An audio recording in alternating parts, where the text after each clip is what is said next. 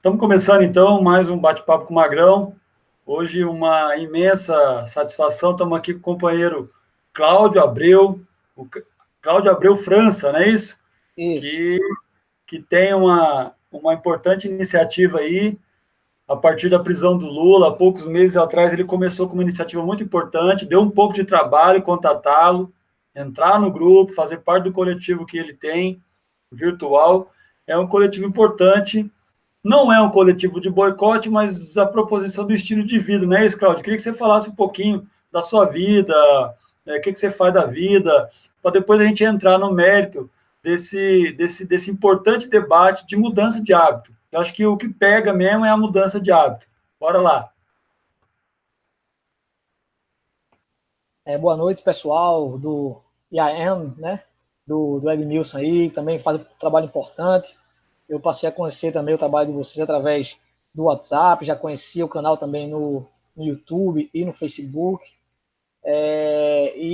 Bom, eu sou daqui de Recife, Pernambuco, né? E venho dentro dessa trincheira, dessa frente de resistência, desde lá o golpe em cima da presidente Dilma Rousseff, venho acompanhando essa escalada, né, direita, dessa ultradireita, avanço do neofascismo no Brasil e no mundo, o Brasil agora como os grandes expoentes do neofascismo, e após a eleição, né, do Bolsonaro e a derrota do campo progressista, nos moldes em que foi efetivado, né, em cima de mentiras, de fake news, em cima de uma prisão política injusta do presidente Lula, em cima de todo esse arcabouço, né, que a gente está nesse contexto no qual nós estamos inseridos, partiu a ideia realmente de partir para uma luta mais antissistema mesmo, de ataque direto àqueles que eu considero como os grandes responsáveis pela prisão de Lula, que de fato é o sistema, são os donos do poder, os donos do capital, aquelas pessoas que hoje estão montando lobbies e escritórios de lobby em Brasília para aprovarem uma reforma da Previdência que promete aí acabar com a aposentadoria e os benefícios, os direitos adquiridos de vários brasileiros.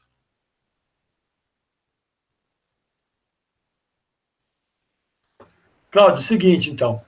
Já se apresentou, muito bacana. A gente está vivendo realmente um contexto muito complexo, um contexto aí que vem se degradando no pós-marchas de 2013, né? Marchas de junho de 2013.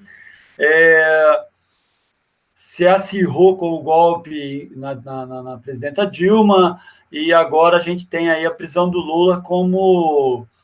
A prisão do Lula é o grande símbolo, né, do golpe, na minha opinião.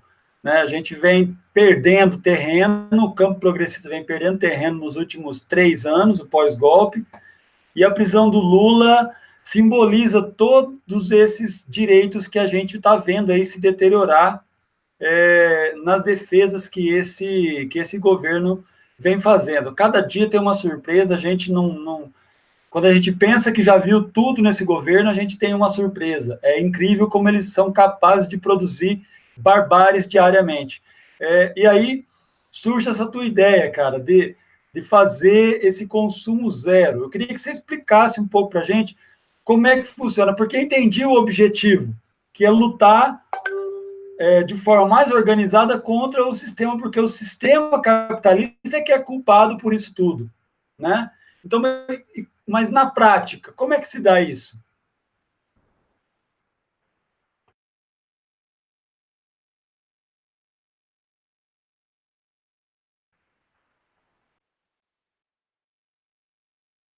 Eu acho que você desligou teu microfone.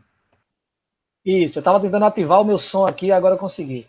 Então, Edmilson, deixa eu tentar explicar, porque de fato é um movimento um pouco diferente do que a gente está acostumado a ver.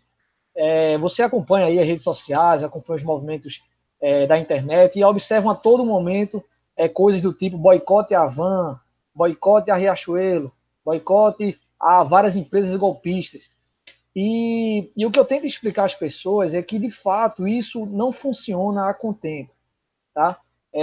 Inclusive lá na minha página eu faço questão de trazer eu gravei um vídeo lá para o pessoal tentando explicar, eu trouxe alguns números, como o fato da Havan hoje estar expandindo seus negócios, estar expandindo suas lojas, mesmo após um suposto boicote. A Riachuelo também, que é de um grupo chamado Grupo Guararapes, está batendo recordes também de lucro.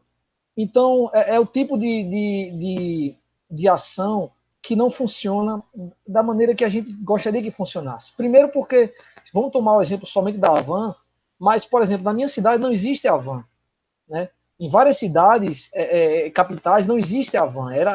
O foco dela é justamente partir pelos interiores, cidades grandes do interior.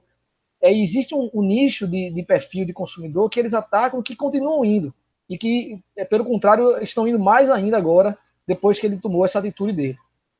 A própria Riachuelo, por exemplo, só para citar um exemplo, ela vem ganhando público porque as pessoas pararam de consumir marcas mais caras, né? Mas que antes, há pouco tempo, elas tinham acesso, né? Lojas de marca, sem ser desse varejo como é de grande alcance, como a Riachuelo, por exemplo, e hoje passaram a consumir a Riachuelo, porque é um produto mais barato, é um produto mais em conta para elas, e ela tende a aumentar suas vendas, independente se nós façamos boicote ou não.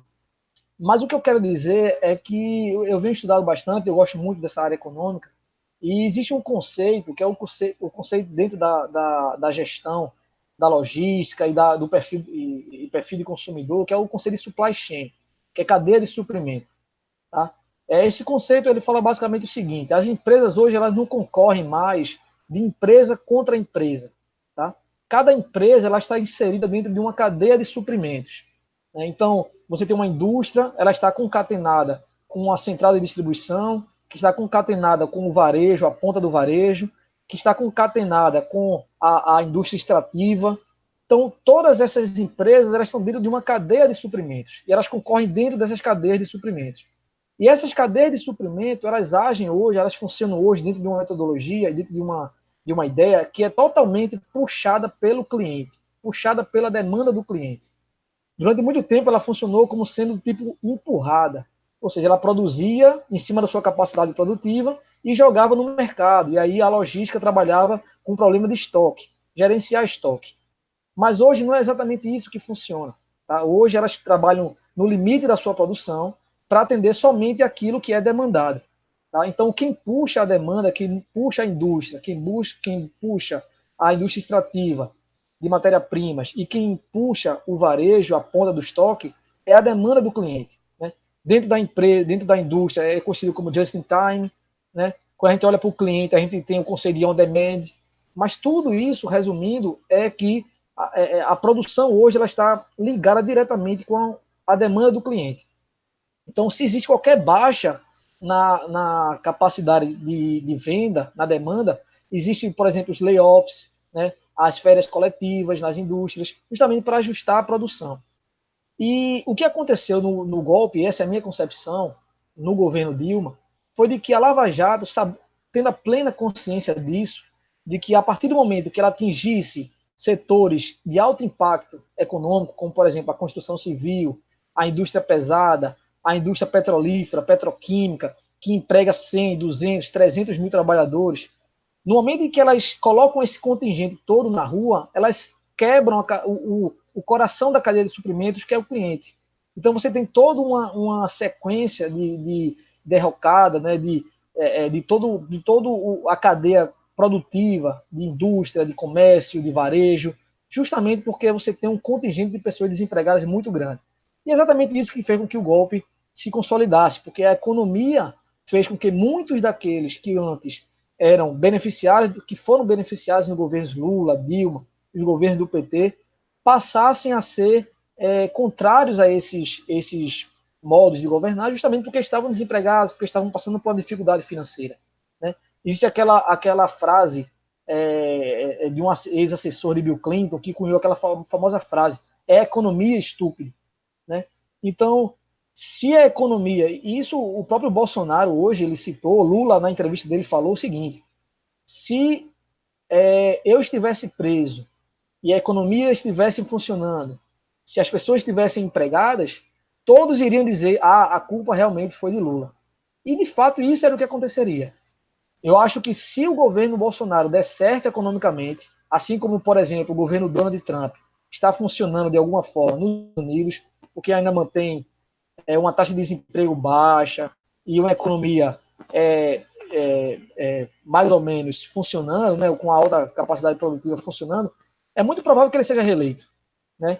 Então, o fascismo no Brasil, ele tende a se aprofundar e tende a se fortalecer caso a economia venha realmente a se fortalecer. Então, eu acho que a gente tem que atacar, de alguma forma, aqueles que são realmente quem detém o poder no Brasil, que são os grandes empresários, os donos do poder. E, por exemplo, esses caras, eles se reuniram com o Mourão, né, na Fiesp, cerca de 400 empresários, e foram se reunir com o Mourão justamente pelo fato de que o Brasil hoje está estagnado, está prestes a ter um indicador de recessão agora nesse primeiro trimestre. Então, essas coisas começam a incomodar a elite, começam a incomodar os donos do poder, quando a economia começa realmente a atingir o capital, os ativos que eles possuem, né? Então, foi o que aconteceu no golpe contra Dilma, foi o que aconteceu para a anistia política em 89, quando a gente sofreu uma hiperinflação e também o Brasil estava em frangalhos, e aí houve a abertura à democracia com o fim da ditadura. Eu acho que essas coisas passam realmente, infelizmente, por um acordo entre as elites. Eu acredito que a liberdade de Lula vai passar pelo reconhecimento do fracasso, principalmente econômico, do governo Bolsonaro. E o que é que eu proponho? Que a gente realmente se organize, né, a esquerda, as pessoas progressistas, aqueles que defendem a liberdade de Lula, se organizem de uma forma de que digam não ao consumo em troca da liberdade de Lula e da retomada da democracia no Brasil. Atingindo isso e a gente tendo escala com isso, acredito que a gente possa atingir algumas mentes, algumas cabeças lá de cima da escala social, para que venham a formar uma espécie de acordo para que as coisas voltem a ter a normalidade que a gente deseja. Cláudio, tem uma pergunta aqui nos comentários. Primeiro, a Lu Livre comentou aqui: sou consumo zero. A Associação Americana de Juristas reconhece Lula como preso político. Hoje foi um acontecimento muito importante, né, que se deu aí, muito importante mesmo, inclusive que pode contribuir no julgamento do mérito na ONU, né, a favor do Lula, muito importante, bem lembrado aqui, Lu. E a Leonora Miranda pergunta assim: fechar a Ford foi planejado? E por último, tinha Almeida: Laranjal acima de tudo, é sofrimento em cima de nós. Só para comentar um pouquinho nisso, em cima disso que você falou, se eu não entendi mal, você me corrige. Mas, a princípio, então, a Lava Jato, ela deliberadamente planejou a derrocada econômica para que houvesse um pano de fundo de crise econômica, que levasse à crise social, que a gente tivesse daí, então, o lastro para o golpe. E aí, a pergunta da Leonora fala assim: a Ford fechou planejadamente? Aí eu penso que seja um efeito colateral não desejado, porque parece-me que o golpe perdeu o controle. O golpe era para colocar alguém da direita puro sangue no poder. E deu errado. Ao que parece, ao que tudo indica, o Bolsonaro não é o legítimo representante dessa direita puro sangue. E aí ele é um cavalo doido, ele é um azarão. E aí agora perdeu o controle. Nós estamos com 13,4 milhões de desempregados no Brasil. É um completo descalabro. E não adianta os caras do governo culparem o Partido dos Trabalhadores.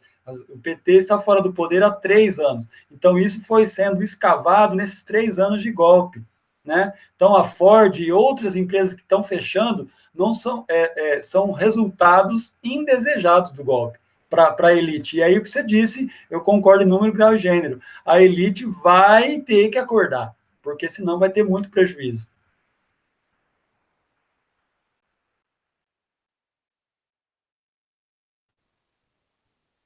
Então, Edmilson, muito boa o comentário aí. Essa questão da Ford, na verdade, ela é um pouco mais complexa, porque ela envolve um pouco a cadeia realmente produtiva da indústria automobilística, que sofre um processo de readaptação mesmo. É uma indústria já 4.0, que é essa indústria onde o robô constrói robô, e aí você tem realmente a substituição da mão de obra humana, né, por máquinas que passam a fazer a produção ininterrupta. E aí realmente é uma questão de adaptação, acredito, do próprio mercado da indústria automobilística. Tá? Mas, voltando então para ainda para continuar discutindo um pouco sobre isso, o que a Lava Jato fez, de fato, foi, ela colocou um contingente enorme de pessoas na rua, né? Eu acredito, a gente sabe hoje que Moro e todos os procuradores e policiais federais, eles visitavam regularmente os Estados Unidos, visitavam regularmente as agências de inteligência dos Estados Unidos, eles têm esse tipo de informação muito melhor do que nós, e eles sabiam exatamente o impacto financeiro que teria e social ao quebrar a cadeia produtiva, colocando milhões de pessoas enfim, em situações de desemprego. Eles iriam quebrar a cadeia produtiva, iriam quebrar a demanda, acarretando justamente essa insatisfação social muito grande.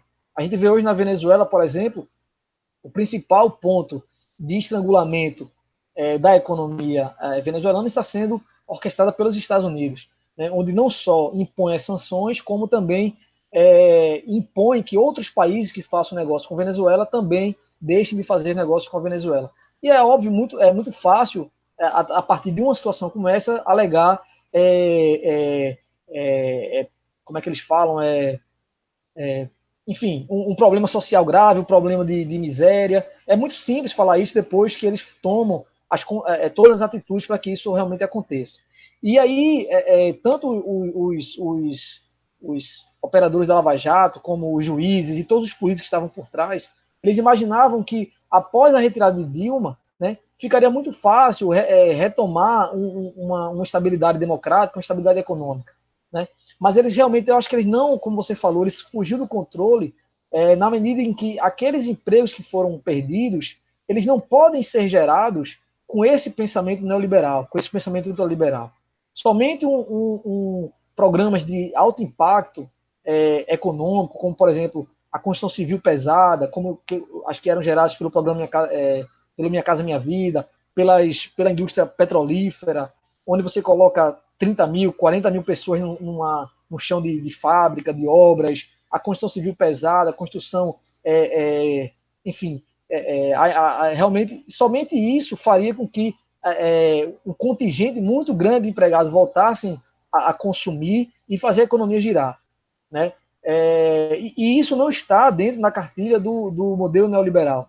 Então, sem isso, não tem como. Você percebe, por exemplo, que as grandes tentativas, seja de Dilma, já no final, né, prestes a sofrer o golpe, como do próprio Michel Temer, ao liberar o FGTS, foi justamente de criar uma condição mínima de consumo na ponta, onde as pessoas iriam às lojas comprar. É isso que faz com que a economia gire. E é isso que Lula bate. Ele falou isso N vezes na entrevista que ele deu agora para o Florestan Fernandes e para a Mônica Bergamo. O que vai fazer a economia girar não foi os R$ 200 que ele colocou na mão do empresário para contratar o primeiro estagiário, o estagiário cidadão, não sei, tinha um nome lá o programa, mas era justamente o fato da pessoa comprar uma sandália a mais, comprar um sapato a mais, comprar uma refeição a mais, e o programa Minha Casa Minha Vida fez com que criassem 5 novas fábricas de cimento no Brasil. Essas grandes obras é que fazem a economia girar porque geram consumidores, tá? E aí o termo consumo zero, só uma questão de reparo, ele não é de fato um consumo zero, né? Ninguém vai aqui ficar sem se alimentar, ninguém vai ficar andando descalço e viver como franciscano. O que a gente orienta os nossos companheiros lá do grupo enfim, é que a gente tente cortar os supérfluos, tá?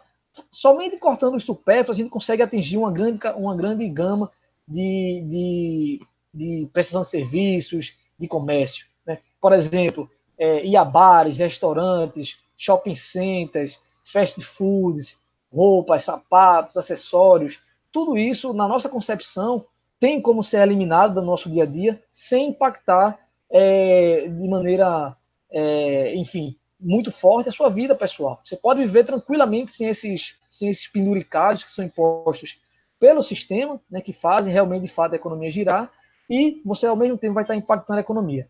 A gente está tendo números, indicadores muito fortes, negativamente, agora no começo do ano.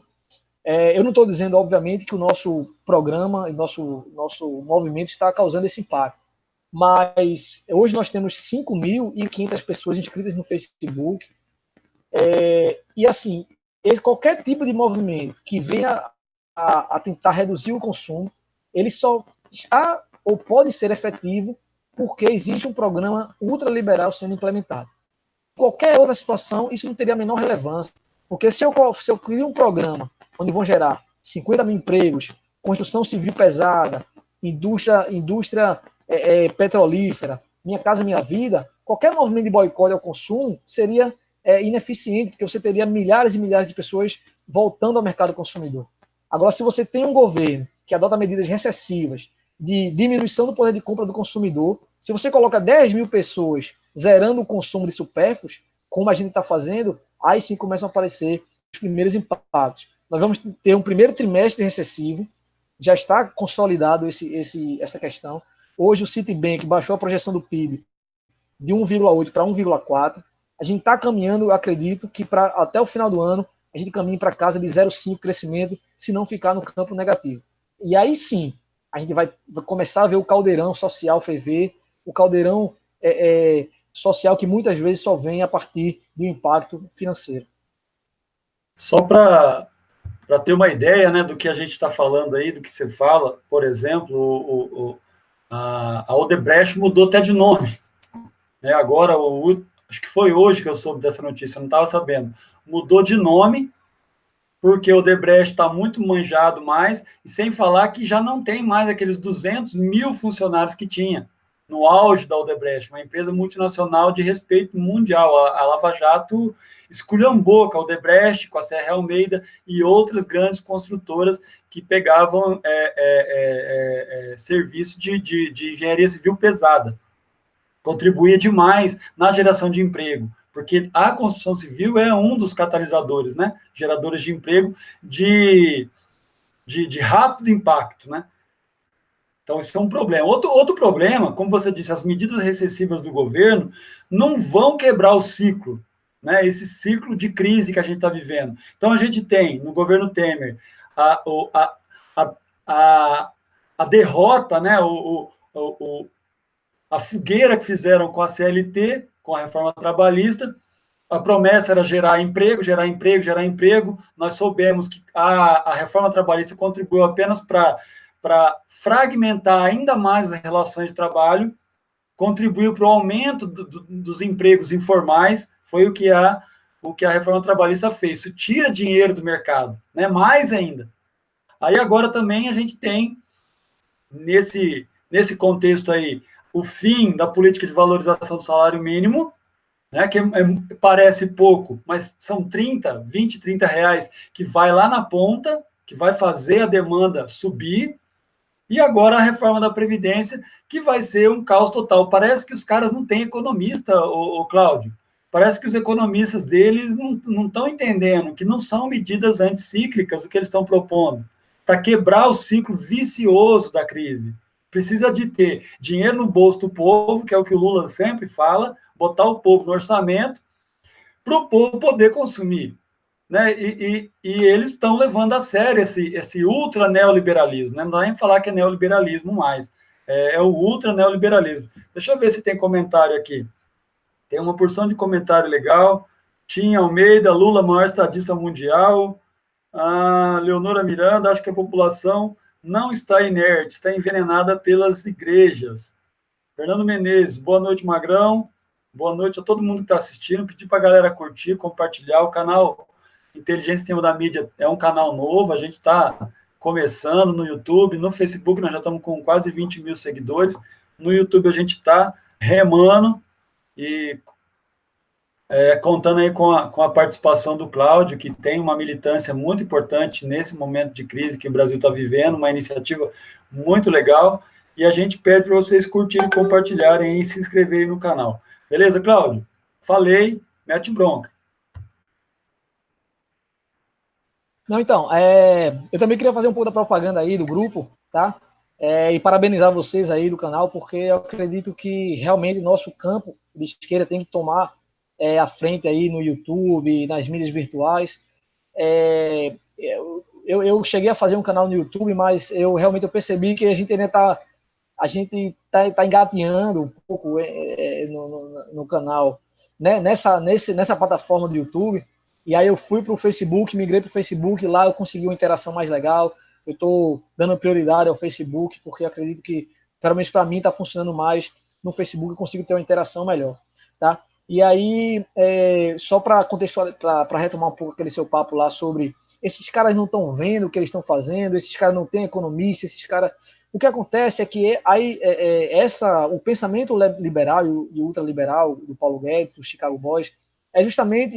Existe uma linha de pensamento, são linhas de pensamento econômicas diferentes. Né? Existe a teoria keynesiana, que é uma teoria realmente o Estado trabalhando em prol da economia, intervindo onde tem que intervir, fomentando a indústria de base, enfim, sendo alavanca mesmo e regulando algumas coisas importantes. E outra, né, que é uma teoria liberal ou ultraliberal, que acredita que o crescimento de uma nação ela vem de investimentos externos. Né? Então é por isso que eles falam muito, se eu entregar os ativos da Petrobras, se eu privatizar, eu vou gerar credibilidade internacional, eu vou atrair capital externo, e esse capital externo é que vai fazer o Brasil crescer. Isso são linhas de pensamento diferentes. Acontece que essa linha de pensamento, pelo menos para os países que são do eixo sul, os países sul-americanos, elas reiteradamente não vêm dando certo. Né? Por exemplo, a Argentina, ela cumpriu todas essas etapas de um suposto credenciamento internacional, a partir da privatização, a partir da retirada de direitos trabalhistas, a partir da própria reforma da Previdência que ele fez uma em 2017, e hoje está um colapso econômico argentino sem nenhum tipo de intervenção, sem nenhum tipo de sanção, né? Somente cumprindo aquilo à risca, o que seria a agenda neoliberal. Então, em países sul-americanos, onde a gente tem uma população muito pobre, necessidades básicas ainda da população, essa cartilha liberal, ultraliberal, ela tende a não funcionar. Né? Existem relatos, por exemplo, que no caso do Chile, ela teve um certo sucesso inicial, né, com a agenda do Pinochet, do qual o Paulo Guedes ele é aluno. Porém, o Chile é um caso muito específico, é uma população pequena, é um país pequeno que vive muito da exportação, né, tem uma indústria pequena. Então, enfim, não são casos que podem ser replicados para todos os casos. A gente tem 200 milhões de pessoas no Brasil. A grande maioria dela é pobre, né, empobrecida, classe média baixa. Então, é muito difícil você implementar essa política do mercado, quem dita as regras, para uma população que precisa de tantas necessidades básicas como o Brasil. Né?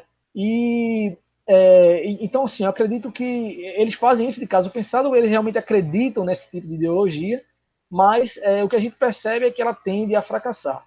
Agora, em relação, já tentando agora juntar com a questão da militância virtual e esse combate a esse tipo de política, foi um dos motivos também pelo qual eu fiz adotar essa linha de frente. Não quer dizer que eu tenha abandonado qualquer outro tipo de frente de luta. Tá? E um dos motivos que me fizeram levar a esse movimento Consumo Zero por Lula livre, contra o fascismo, foi ter observado que no início, Edmilson, logo depois que a gente perdeu a eleição e ficou toda a nossa frente progressista um pouco acuada, eu via muitos comentários em canais do YouTube, em outras frentes progressistas, no Facebook, o pessoal falando: povo na rua, nós temos que colocar, os partidos têm que convocar para ir nas ruas, os sindicatos têm que ir para as ruas, o MST tem que ir para as ruas, a CUT tem que ir para as ruas. Ou seja, terceirizando, né, suas responsabilidades frente a um problema que eu acredito que todas as pessoas progressistas que têm um mínimo de consciência cidadã e humanista têm que tomar a frente. Né? E aí ontem eu estive no 1º de maio aqui em Recife, e foi consenso, né, pelo menos nas hostes de quem foi, de que foi muito esvaziado. Né? Afora São Paulo, que teve que unir todas as frentes sindicais, todos os sindicatos, praticamente todos os partidos políticos de esquerda tiveram que se unir em um único ato, mesmo assim não foi o público que eles esperavam. Tá? Ou seja, as mesmas pessoas que passam o dia no Facebook postando que tem que ir para a rua, vamos para a rua, povo na rua já, estava em casa ontem postando no Facebook, sabe, Lula livre, povo na rua, e não estava nas ruas. Né? A gente percebe que existe realmente, eu acho que não é feio, não é vergonha o pessoal da esquerda, alguns companheiros da esquerda, dizer que hoje estão desanimados, que hoje estão sem motivação, né, estão tristes com a situação e não conseguem mais ir às ruas, né?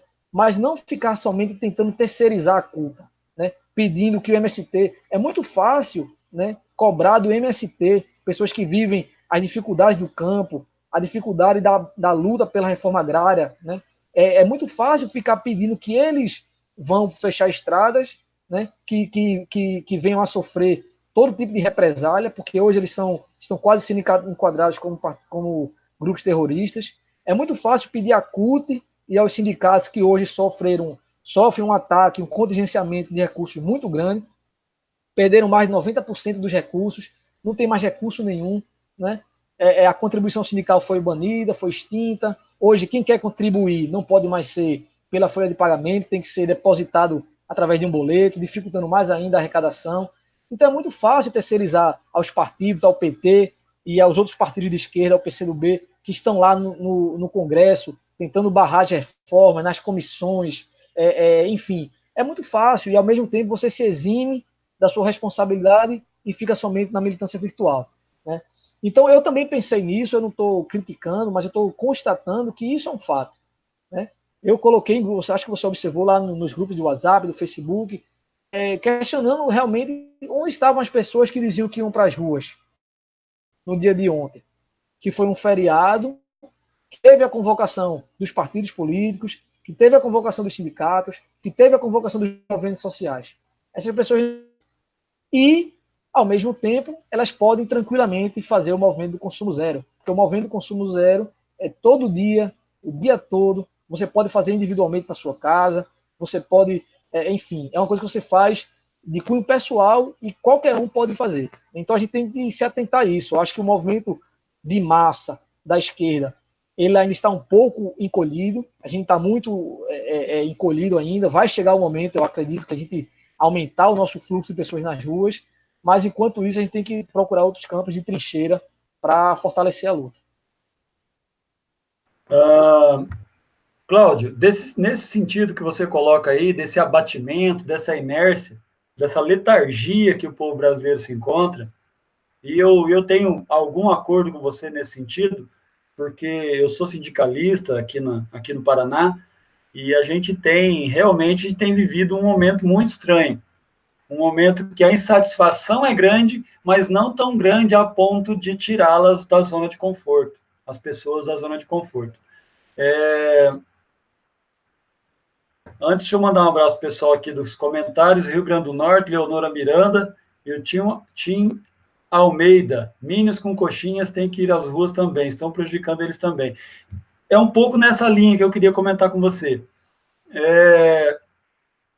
Será que a crise, né, toda essa crise que a gente já está debatendo desde o início da live, todos esses problemas, uns com mais profundidade, outros com menos profundidade, mas enfim, será que é preciso um agravamento ainda maior da crise política, social, econômica, para que o efeito pedagógico se dê, enfim? Você já pensou sobre isso? A minha opinião sobre essa pergunta, eu acho que nós ainda não estamos no fundo do poço. Talvez por não estarmos ainda no fundo do poço da crise política, econômica e social, a gente não tem forças ainda para se levantar. Vide aí o caso do 1º de maio, que você citou tão bem. Aqui no Paraná foi a mesma coisa, né? A gente teve um ato aqui no Paraná na segunda-feira, que é um ato histórico do Paraná para os servidores públicos, foi o 29 de abril, mas o 1º de maio, em comparação com o 29 de abril, foi realmente um pouco mais esvaziado. Então, na minha opinião, eu acho que nós não estamos no fundo do poço ainda. O que você acha? Não, é perfeito, Edmilson. Eu acredito, e você vai justamente no ponto daí onde vem a concepção do consumo zero, né? Obviamente que a ideia não é causar um caos no Brasil e nem fazer com que as pessoas realmente venham a experimentar o fundo do poço, né? Mas eu acredito que o Bolsonaro ter perdido 16 pontos percentuais do início do ano até hoje, né, 4 meses somente, ele está aumentando o seu grau de rejeição, sua reprovação. Na minha concepção, como eu disse há pouco, Eu gosto muito de economia, então eu venho estudando esses ciclos. E, assim, as grandes mudanças sociais e políticas, elas passam por um quadro econômico. Eu não tenho dúvidas de que, por exemplo, Lula saiu com 87% porque a economia estava crescendo 7% ao ano. Né? Os militares entregaram a ditadura porque a economia estava afundando. Kirchner, hoje Cristina Kirchner é a primeira colocada na Argentina porque Macri está afundando a Argentina.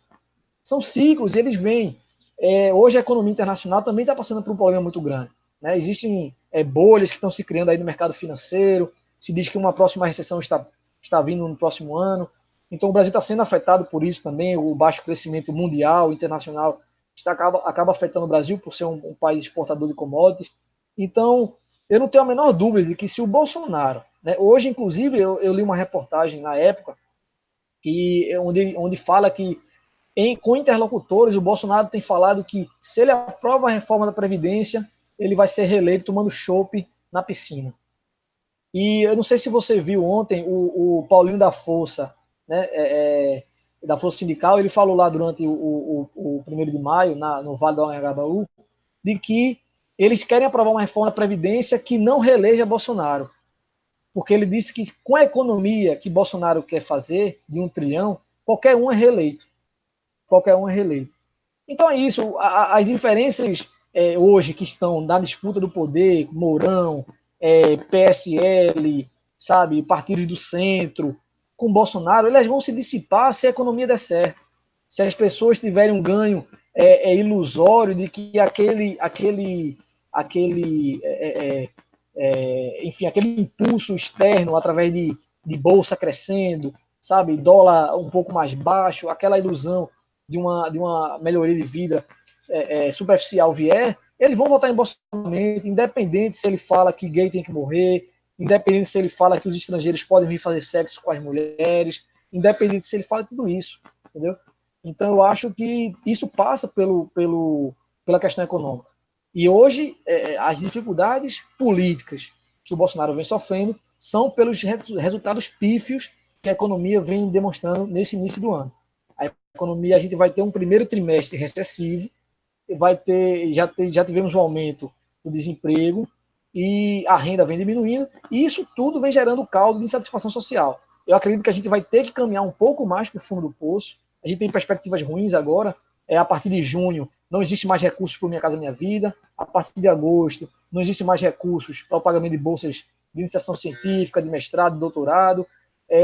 Enfim, vários recursos do orçamento público estão sendo contingenciados, e aí vai bater realmente no trabalhador, seja ele o cara que votou em Bolsonaro, seja ele o cara que está aqui na trincheira da resistência. E aí sim é possível que a gente volte a se unir nas ruas, agora sim, com um quantitativo maior de pessoas e aumentar essa pressão. Acredito também que isso tudo tem que passar pela liberdade do presidente Lula. Cláudio, estamos chegando no nosso teto, cara. Muito bacana esse papo. A gente ficaria horas aqui, viu? Assim, só para complementar, e antes de devolver para você fazer suas considerações finais. Aí o nosso ilustre presidente vai para fazer pronunciamento em rede nacional no Dia do Trabalhador e ele não é capaz de fazer um anúncio de uma medida política, de uma política pública para a geração de novos empregos, a não ser o desacorrentamento, o resto que sobrou da classe patronal brasileira. Realmente é lamentável que a gente tenha eleito um cidadão como esse aí. No mais, eu concordo em número, grau e gênero com você. Eu acho que a crise ela é pedagógica, os ciclos econômicos têm nos dito isso ao longo da história, né? Então, nós não estamos realmente no fundo do poço ainda, mas estamos caminhando a passos largos. A recessão, quando vier, não vai pegar todo mundo de surpresa, porque já é uma realidade, né? Desemprego, os cortes que ele está fazendo no orçamento, os cortes e o sucateamento das políticas que já vinham consolidadas dos governos anteriores, enfim, tudo isso aí preparando aí para um Brasil que é triste de lembrar, né? É triste de lembrar. Eu costumo dizer que quando eu tive meus filhos, em 2003, meu primeiro filho nasceu junto com um sonho de Lula. Lula assume, meu filho nasceu e eu já petista de muitos anos, agora sim nós vamos ter um plano para o futuro, para o meu filho e para a geração dele. E aí agora meu filho está com 17 anos, fez 17 anos agora em março, e tudo aquilo que eu havia planejado para ele, junto com o PT, junto com as forças progressistas brasileiras, ruíram em nome disso tudo que está aí, desse golpismo cavalcante que tá nos assombrando. Mas eu quero passar para você, primeiro agradecer a galera que assistiu, agradecer demais, é muito bacana, esse bate-papo aqui é sempre uma via de mão dupla, a gente nunca ensina apenas, a gente ensina um pouquinho, aprende um pouquinho, lê nos comentários da companheirada que está assistindo, que vai compartilhar depois. Quero botar a Inteligência em Cima da Mídia à sua disposição, para o que você precisar, a gente que puder divulgar aqui, a gente divulga, tanto aqui no YouTube como no canal na página do Facebook, e vamos seguir de mãos dadas aí, naquele velho ditado, né? Ninguém solta a mão de ninguém, porque a batalha está renhida, né? A batalha está renhida, a gente precisa ser forte. Devolvo para você fazer suas considerações finais, beleza? Fica à vontade aí, sem limite de tempo, beleza? Então, obrigado aí, Edmilson, obrigado pessoal da Inteligência Acima da Mídia, obrigado aos meus companheiros lá do Resistência, Consumo Zero, Pula Livre e Contra o Fascismo, lá do Facebook, que eu acredito que vai poder assistir depois esse vídeo. E dizer que eu acredito que a gente não tenha muito direito em baixar a cabeça, em ficar desalentado. Eu acredito que o exemplo que Lula deu na última entrevista, foi transmitida, ele é muito forte para a gente, porque é um senhor de 73 anos, está preso há mais de um ano, e ele mantém um otimismo que não nos dá direito de ficarmos pessimistas. Entender realmente a história, o que ele fala, que a gente não consegue entender a história quando a gente está no meio dela. A gente tem que esperar maturar um pouco, a decantar os acontecimentos para poder fazer uma análise mais perfeita. E a gente está, de fato, num ponto de inflexão muito importante da história. Existe uma onda mundial de ascensão da ultradireita, do neofascismo, que foi embasada nas plataformas tecnológicas, digitais, que surgiram realmente há 5, 6 anos atrás, as forças do Facebook, do WhatsApp. Então a gente está, e o Brasil foi realmente, infelizmente para nós, uma experiência disso, junto com o Brexit, junto com o Donald Trump nos Estados Unidos. A gente tem que entender isso, e a informação e a verdade da informação tem que ser o nosso principal meio de combater justamente essa ode à ignorância, ode à desinformação, ao combate à academia. Então, é uma batalha, como você falou, ruída, mas ela é muito digna, muito justa, e a gente está tendo essa oportunidade, que a gente vai poder lá na frente contar para os nossos filhos. A gente fez parte dessa trincheira de luta, e, na verdade, só nos engrandece. Tá? Então, continuemos na luta, eu fico à disposição também do canal, a gente vai conversar, estou sempre à disposição. A batalha ela é renhida, mas ela é digna. E o que eu gosto de comentar também é o seguinte: esse campeonato não é mais de mata-mata, né? O Brasileirão hoje não é mais um jogo de mata-mata, é pontos corridos. E a gente provavelmente não vai ganhar essa luta por nocaute, né? Vai ser nos pontos. Então, vamos ter paciência, vamos ter perseverança, estamos junto com o Lula, ninguém solta a mão de ninguém, sem Lula livre, sem consumo. Valeu, Edmilson. Até a próxima.